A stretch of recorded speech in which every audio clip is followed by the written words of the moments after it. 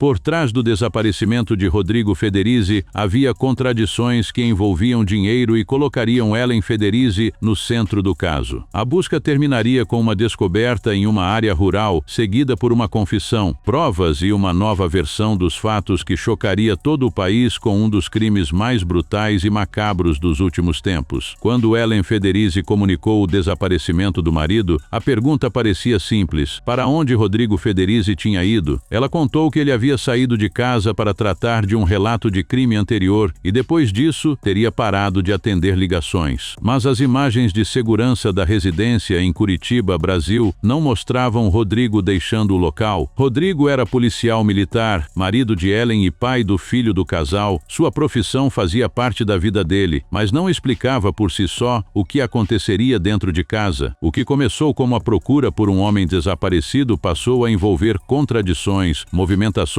financeiras e uma investigação cada vez mais voltada para o apartamento onde ele vivia. A busca por Rodrigo terminaria de forma trágica numa área rural de Araucária, na região metropolitana de Curitiba. A descoberta encerrou a esperança de encontrá-lo vivo e abriu uma investigação sobre sua morte, a ocultação dos restos e, anos depois, um julgamento no tribunal do júri.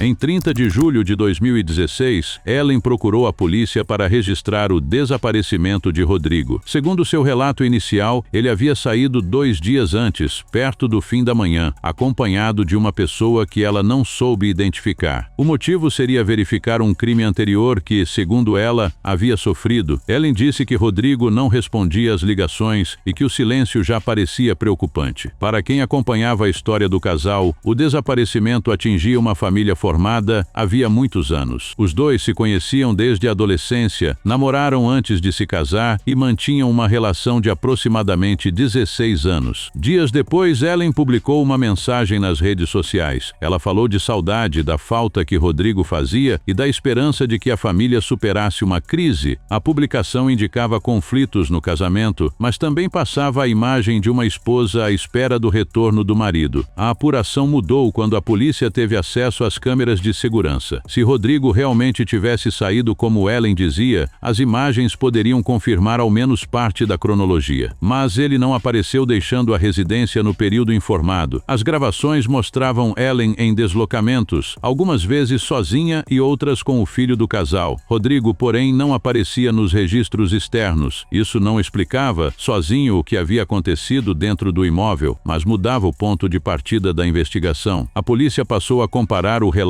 do desaparecimento com o que as câmeras mostravam. A cada novo depoimento, surgiam pontos que precisavam ser esclarecidos. Naquele estágio, os investigadores ainda reuniam indícios e tentavam entender se Rodrigo tinha saído por vontade própria ou se a explicação de Ellen escondia outra sequência de fatos.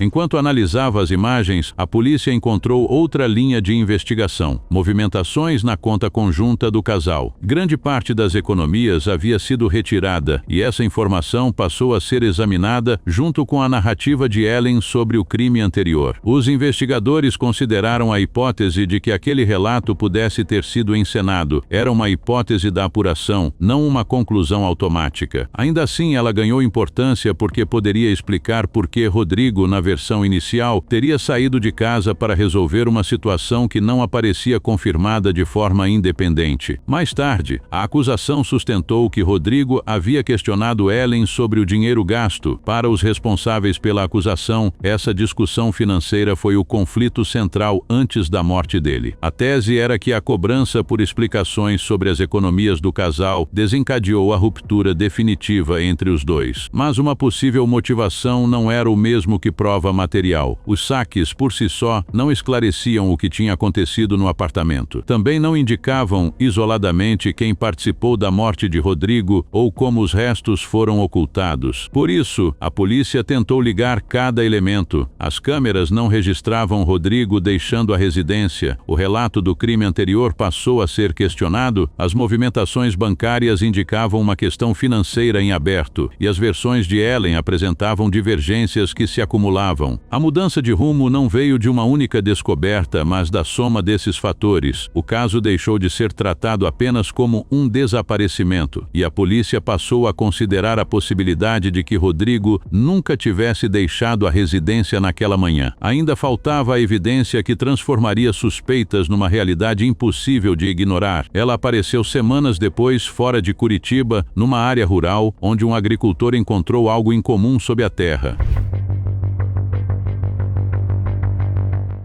Em 14 de agosto de 2016, um agricultor trabalhava numa área rural de Araucária quando viu parte de um saco plástico saindo de uma cova rasa. Ao verificar o que havia ali, encontrou restos humanos enterrados. A polícia foi chamada, isolou a área e iniciou a perícia. A descoberta encerrou a busca por Rodrigo como pessoa desaparecida. Os restos localizados permitiram a identificação e a investigação passou oficialmente a apurar sua morte. Parte do corpo havia sido enterrada naquele primeiro ponto, as pernas estavam separadas e ainda não tinham sido localizadas. Um detalhe ajudou na identificação inicial. Havia uma aliança com o nome de Ellen gravado. Depois, os exames confirmaram que os restos eram de Rodrigo Federizi. Para a família, a notícia substituiu dias de incerteza por uma resposta dolorosa. Para os investigadores, confirmou que alguém havia tentado esconder o que ocorreu. Depois de ser informada sobre a localização do corpo, Ellen confessou à polícia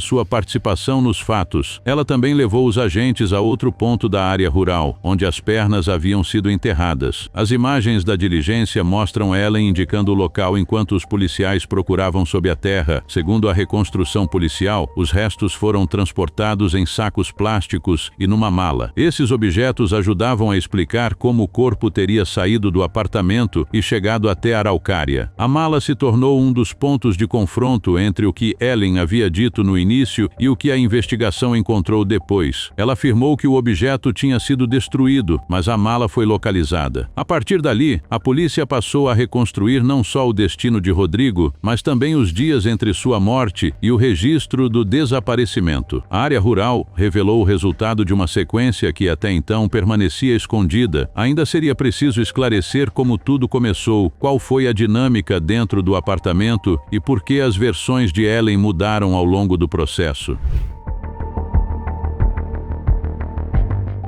Na confissão apresentada à polícia, Ellen afirmou que houve uma discussão no quarto do casal. Segundo essa versão, Rodrigo teria falado em levá-la para tratamento e em começar uma nova vida. Ellen disse que pegou uma pistola guardada junto à cama e fez um disparo contra ele. Da cabeceira da cama, eu destravei ela e dei um tiro nele. Tá, onde que foi o tiro, Ellen? Na cabeça. E daí, eu lembrei da faca. A faca de caça dele? É. Tá. Depois, conforme o relato, ela deixou Rodrigo sobre a cama e cobriu o corpo. Em seguida, procurou uma forma de ocultar o que havia acontecido. Durante os exames no apartamento, a polícia encontrou vestígios de sangue no quarto e no banheiro. A reconstituição passou pelo imóvel e pela área rural de Araucária. No quarto, Ellen indicou aos investigadores a sequência que descrevia. Fora da cidade, apontou os locais usados para o enterro. Mesmo assim, uma lacuna importante permaneceu. A arma atribuída ao disparo não foi localizada. Outras evidências também colocaram em dúvida a narrativa inicial sobre o crime anterior. As alianças que Ellen dizia terem sido levadas foram encontradas dentro de um documento guardado no manual de um veículo. A posição incomum dos objetos não combinava com a versão de que eles tinham desaparecido durante o episódio relatado. A mala usada no transporte também foi recuperada, embora Ellen tivesse informado que a destruiu. Para a polícia, esses achados reforçavam a suspeita de que parte da história inicial havia sido construída para afastar a atenção do apartamento e do conflito entre o casal. Em audiência, porém, Ellen apresentou uma nova versão. A defesa afirmou que ela vivia episódios de agressão dentro do relacionamento e que teria agido num momento de nervosismo. Essa alegação fez parte da estratégia defensiva, mas não pode ser tratada como fato comprovado sem documentação judicial adicional. A acusação sustentou outra leitura. Para os promotores, a discussão sobre dinheiro, a ocultação dos restos, o registro do desaparecimento e as contradições posteriores formavam uma sequência coerente. A defesa, por sua vez, procurou apresentar o contexto emocional e conjugal que, segundo ela, explicava a reação de Ellen. Essas versões conflitantes não seriam resolvidas apenas pela investigação policial. Caberia ao júri analisar o conjunto de provas, os relatos e as teses apresentadas por cada lado.